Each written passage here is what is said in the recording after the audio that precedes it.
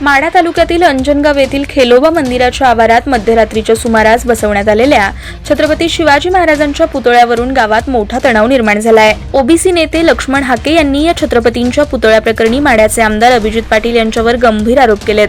छत्रपती शिवाजी महाराजांच्या पुतळ्याच्या आडून एखाद्या समाजात दहशत माजवण्याचा प्रयत्न आहे, त्याला माढ्याचे आमदार अभिजित पाटील जबाबदार आहेत, असा आरोपही हाकेंनी केलाय। अंजनगाव खेलोबा हे माढा तालुक्यातील तीर्थक्षेत्र असून जागृत देवस्थान आहे। लाखोंचा जनसमुदाय या ठिकाणी यात्रेला येतो। गावात 70% धनगर समाज आहे। खेलोबा देवस्थानच्या प्रवेशद्वारावर मध्यरात्री छत्रपती शिवाजी महाराज यांचा पुतळा बसवण्यात आला। मुळात पुतळा बसवण्यात आल्यानंतर तुम्ही ऍक्शन मोडमध्ये काय येता, असा सवाल हाके यांनी गृह विभागाला केलाय। लक्ष्मण हाके म्हणाले की छत्रपती शिवाजी महाराजांच्या पुतळ्याला आमचा कोणाचाही विरोध नाही, पण धनगर समाजाच्या तीर्थक्षेत्राच्या प्रवेशद्वारावर का बसवला जातो? पुतळा बसवणाऱ्या समाजकंटकांची काय भावना आहे? आम्ही त्याला विरोध करावा असं त्यांना वाटतं का? आम्ही छत्रपती शिवाजी महाराजांच्या स्वराज्यासाठी जीवाची कुर्बानी देणारी माणसं आहोत।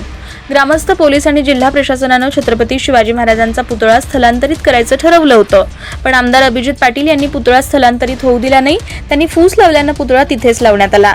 पोलिसांवर दगडफेक झाली। धनगर समाजाच्या लोकांना एका समाज मंदिरात कोंडण्यात आलं आणि त्यांच्यावर दगडफेक झाली, असा आरोप लक्ष्मण हाके यांनी केलाय।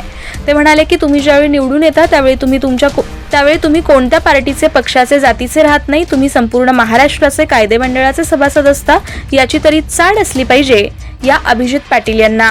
धनगर समाज कधीही तुमच्या आड आलेला नाही। अभिजित पाटील यांच्यासारख्या आमदारांचा मी निषेध करतो आणि या घटनेमागे अभिजित पाटील हेच आहेत, असंही ते म्हणाले। धनगर समाजाच्या देवस्थानावर अतिक्रमण करण्याचा हा प्रयत्न आहे।